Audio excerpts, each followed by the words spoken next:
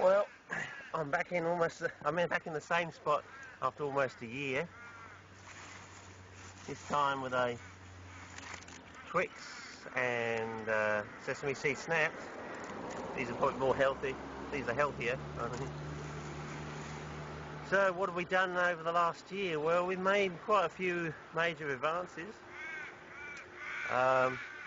Basically, with all our study with salt, we're at the moment around the 22 grams to the litre mark, which we've been around at for about the last year or so. But we've discovered that you can actually set phosphorus toxicity against salinity such that they cancel out, and this has led to the concept or the idea of the evolution of the proteoid route. We've now been able to determine that that has basically evolved due to the salinity in Australia, or particular types of salinity in Australia, because as I say, Australia is the oldest, flattest continent in the world, and being so flat for such a long time, it's been inundated for at least 3 times in the geologic past by inland seas, which has left an enormous amount of salt within the continent that's still locked up in the soil, and the vegetation has adapted to that. But we've been able to determine that the proteoid route, which occurs on members of the Proteaceae, Australia's largest plant family, of which 75% occurs in Australia and 25% in South Africa, because South Africa used to be joined on to the coastline of Western Australia as part of Gondwana land, and Protea, of which the family is named after, occurs, I believe, solely in Africa, but the rest of the or 75% rest of the plant family occurs solely in Australia. We've been able to use this salt. We've determined that you can get the level which the roots can handle, and that determines how much the leaves can handle, like in a foliar spray, and that leads on to tissue culture. There's a nice little mathematical formula you can get for it. So once you've calculated how much the the local root zone or rhizosphere can handle of any drosta or any CP, you can then quickly work out how much you can have for a foliar, a spray, or in tissue culture, because as I say, in tissue culture the plant material is there 24 hours a day and night, and therefore it has to be more dilute. So you go from root to more dilute for the foliar feed to more dilute in the tissue culture state. And we're using the salt now, using salt, tea tree oil, and acetone and a few other things to develop, trying to develop a new form of tissue culture, a so-called non-laminar flow technique. A technique you don't need to use a laminar flow, and a technique where you don't have to wash your hands, you don't have to clean your instruments.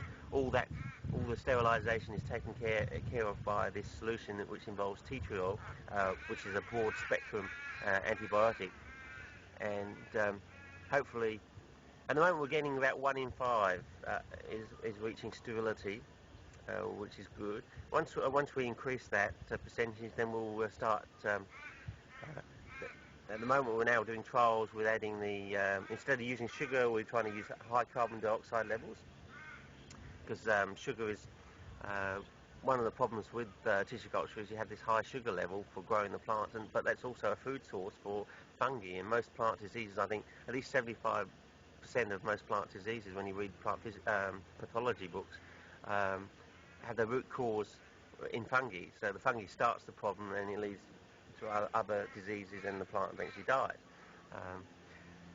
So we decided to try and take the sugar out of the equation and replace the carbon level of the sugar, say, with high CO2, if that's possible. And so we're looking into that at the moment. Hopefully somewhere towards the end of this year we'll actually come up and develop a full tissue culture technique which will not involve a laminar flow, and you'll be able to take large chunks of plant material with just bare hands, no hair nets, out in the open, and just take off the screw top of your jar, pop your plant material in, put the screw top on, and the liquid goes to work. And once you can, hopefully the idea is you can unscrew it and put more plant material in later on, and the solution keeps on working for quite a number of weeks. And as I said, when we get to that stage, we'll just add the hormones, and then the hormones will take over and do all the the cell division, forming a callus, growing leaves or roots, depending on the levels of the various hormones, the type of hormones you have, and the levels of them. These are basically standard, so you can just sort of plug them in like a jigsaw puzzle. Once you've got to one stage, you just add the hormones, which are pretty well worked out for most plants now, and go from there. So that's what we've been doing. As I said, the other thing is we've finally discovered one of the rare earths. It seems that cerium is a replacement for zinc in the serpentine responsive CPs, or SRCPs.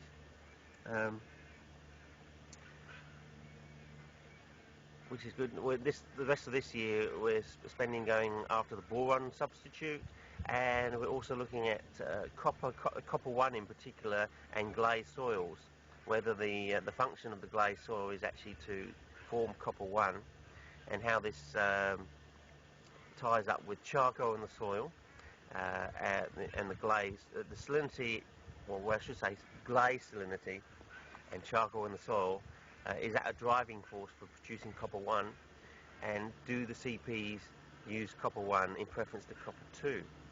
Do they prefer it? And hopefully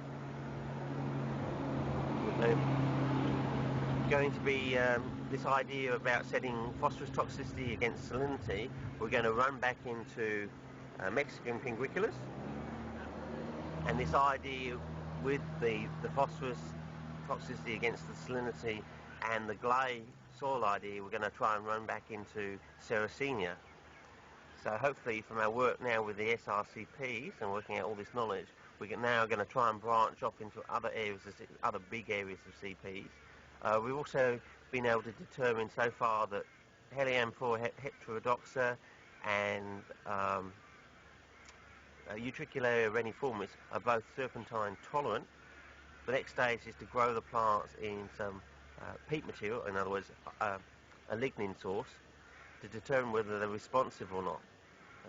They're definitely very tolerant, especially Utricularia reniformis is extremely tolerant to the serpentine heavy metals and high salt levels in general, in the potassium amended salt levels.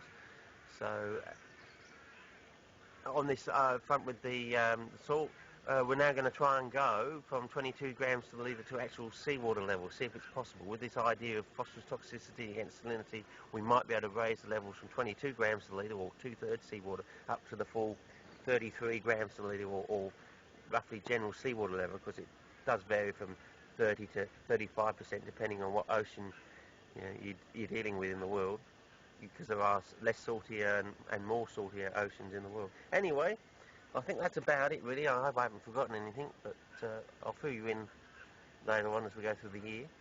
But basically what we're doing now is setting up the greenhouse for trials of 320 Joshua banana plants for all these rare earths, because there's about 15 of them, so we're going to go through all those. And there'll probably be some duds along the way, as I said. So basically every 2 weeks now I'm just buying a rare earth, a new rare earth, in preparation for the spring growing season, because what we've discovered is the cerium only seems to function when there is actual active root growth. So it only occurs during the growing season do you get this response with cerium replacing zinc, and obviously somehow is involved in the auxin production, and therefore root growth, and possibly the root hair growth. But we'll determine that later on in the season. We'll dig some plants up and really have a good look at the root zone and see if there are or is major transition in the root zone with the root hair production, these so-called long and persistent fawn-coloured root hairs. Anyway, I think that wraps it up. I think we'll just have a look at some Prayfolias now.